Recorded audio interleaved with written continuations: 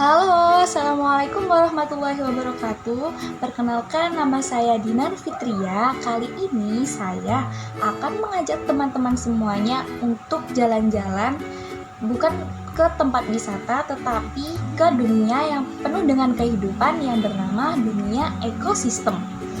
Coba deh bayangin, semisal di sawah padinya habis, kira-kira tikus bakal makan apa ya?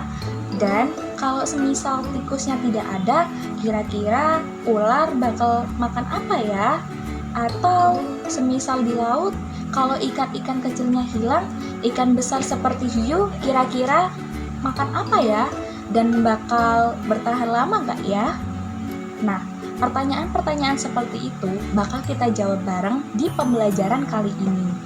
Karena ternyata setiap makhluk hidup sekecil apapun punya peran penting untuk menjaga keseimbangan alam loh. Nah, hari ini kita akan belajar tentang harmoni dan ekosistem. Di sekitar kita ada banyak makhluk hidup dan benda tak hidup yang saling bekerja sama agar alam tetap seimbang. Yuk kita cari tahu bagaimana sih caranya makhluk hidup bisa saling bergantung satu sama lain lewat rantai makanan, jaring-jaring makanan, dan piramida makanan. Jadi, siap ya? Yuk mulai dari petualangan seru ini dan lihat bagaimana alam bekerja dengan cara yang luar biasa.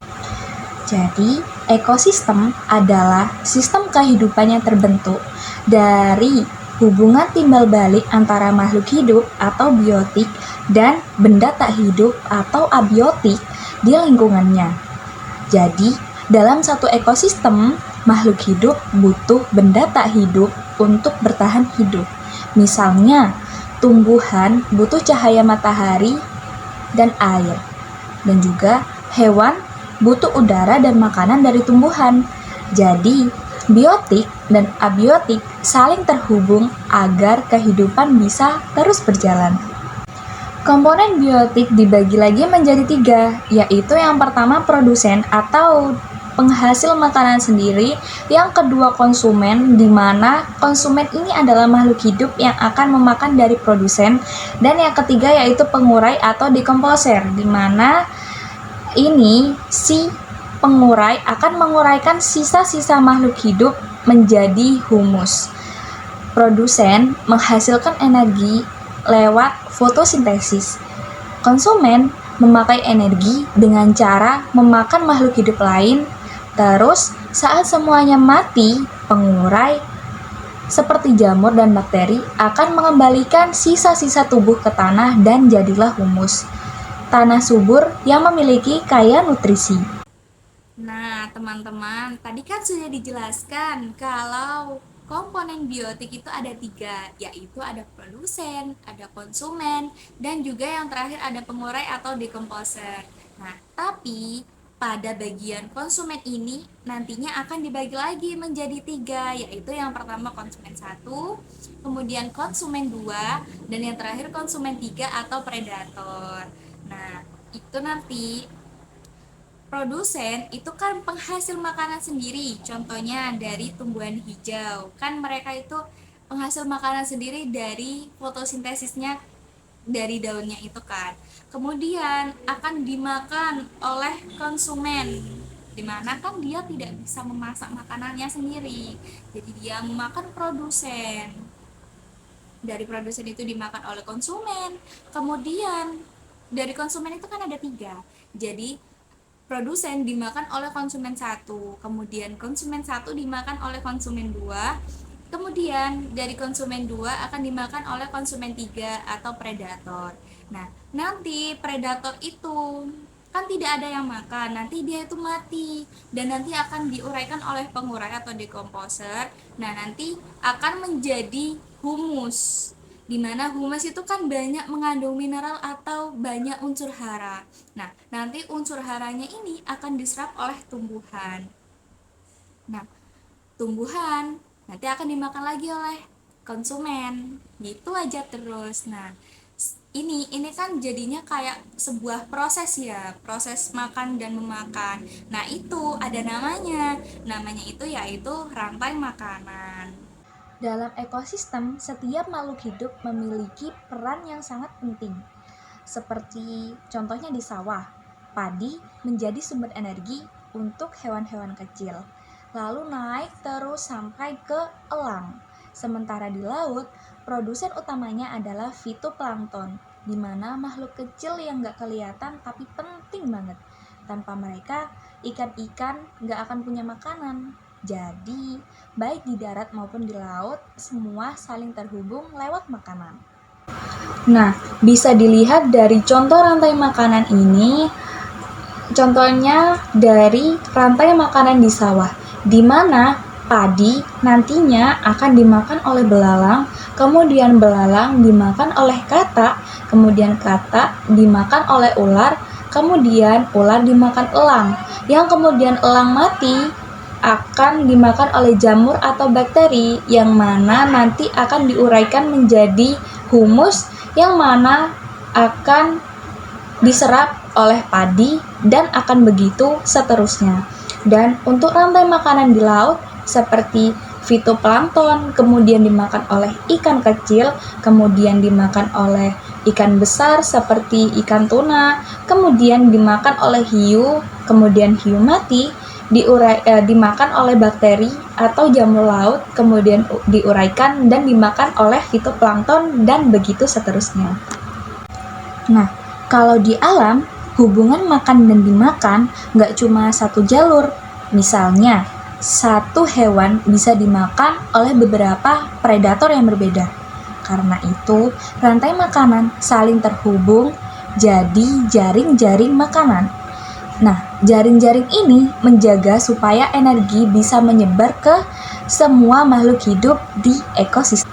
Nah, untuk selanjutnya yaitu pada contoh di jaring-jaring makanan, itu kan gabungan dari beberapa rantai makanan yang saling berhubungan.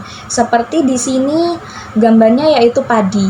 Padi bisa dimakan oleh belalang, bisa dimakan oleh tikus, dan juga bisa dimakan oleh ulat.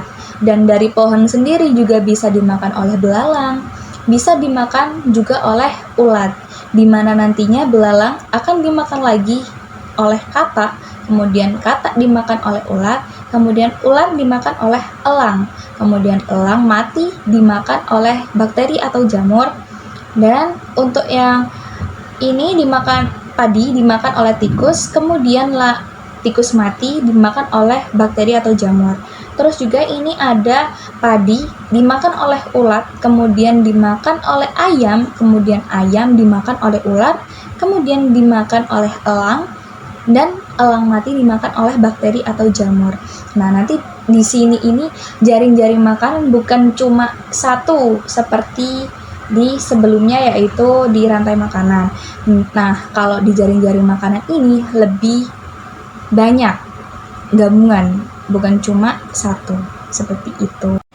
Selanjutnya yaitu piramida makanan, di mana piramida makanan sendiri yaitu jumlah energi makhluk hidup di tiap tingkat yang mana membentuk seperti piramida. Nah, semakin ke atas jumlah makhluk hidupnya makin sedikit tetapi ukurannya semakin besar. Karena di sini energinya tuh berkurang setiap kali berpindah dari satu tingkat ke tingkat lain. Jadi, piramida ini makanan yang menggambarkan siapa yang memakan siapa dan seberapa banyak energi yang tersisa di setiap tingkat.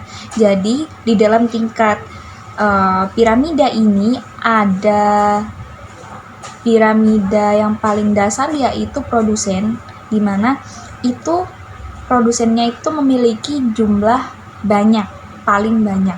Dan selanjutnya naik ke atas lagi yaitu konsumen 1, naik tingkat lagi yaitu konsumen 2, dan yang terakhir konsumen 3 atau predator, di mana jumlahnya semakin sedikit. Nah, kita kasih contoh misalnya di laut. Semisal kalau ikan-ikan kecil terlalu sedikit karena ditangkap terus, nah nanti hewan besar seperti hiu atau lumba-lumba jadi kekurangan makanan. Nah, kalau ikan kecil-kecilnya justru terlalu banyak karena predatornya berkurang, maka ganggang bisa tumbuh berlebihan dan bikin air laut kekurangan oksigen. Nah, Akibatnya, banyak hewan laut nanti mati dan laut menjadi tidak sehat lagi. Atau kita kasih contoh di hutan. Kalau pohon-pohon banyak ditebang, tumbuhan yang jadi sumber makanan hewan herbivora menjadi berkurang dan hewan pemakan daging atau karnivora pun ikut terdampak karena makanannya berkurang. Nah, selain udara menjadi kotor, suhu bumi meningkat dan tanah pun menjadi gampang longsor. Nah, untuk menjaga keseimbangan ekosistem agar tetap seimbang, kita harus peduli dengan lingkungan sekitar. Contohnya, menanam pohon bisa membantu menjaga udara tetap bersih dan tanah tidak mudah longsor. Jangan membuang sampah sembarangan, apalagi ke sungai dan laut, karena bisa mencemari air dan membunuh makhluk hidup yang ada di dalamnya. Nah, kita juga bisa menghemat air dan listrik agar tidak boros energi. Dan juga hewan dan tumbuhan langka juga perlu dilindungi supaya tidak punah, karena setiap makhluk hidup punya peran penting dalam rantai makanan. Jadi, menjaga keseimbangan ekosistem itu bisa dimulai dari hal-hal kecil yang bisa kita lakukan setiap hari. Nah, dari harmoni ekosistem, kita belajar bahwa semua makhluk hidup memiliki peran penting, baik besar atau sekecil apapun itu. Nah, kita juga belajar untuk bersyukur karena alam telah memberikan kehidupan bagi manusia, hewan, dan juga tumbuhan. Nah, keseimbangan ekosistem juga mengajarkan kita untuk tidak serakah, tidak merusak alam, dan selalu menjaga apa yang Tuhan ciptakan.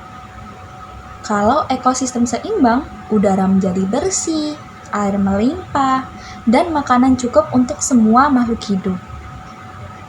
Nah, teman-teman, dari pembelajaran hari ini kita jadi tahu ya, kalau semua makhluk hidup itu saling bergantung satu sama lain. Tapi keseimbangan itu bisa rusak kalau salah satu ada komponen yang hilang. Makanya kita perlu belajar menjaga alam dan semua makhluk hidup di dalamnya biar harmoni ekosistem tetap terjaga. Jadi, mulai sekarang yuk kita biasakan hal-hal kecil yang bisa membantu alam, seperti tidak membuang sampah sembarangan, menjaga tumbuhan, dan menyayangi hewan. Karena sekecil apapun tindakan kita, itu bisa berdampak besar untuk bumi. Terima kasih sudah belajar bareng saya hari ini. Jangan lupa terus jaga semangat dan rasa ingin tahumu ya. Wassalamualaikum warahmatullahi wabarakatuh.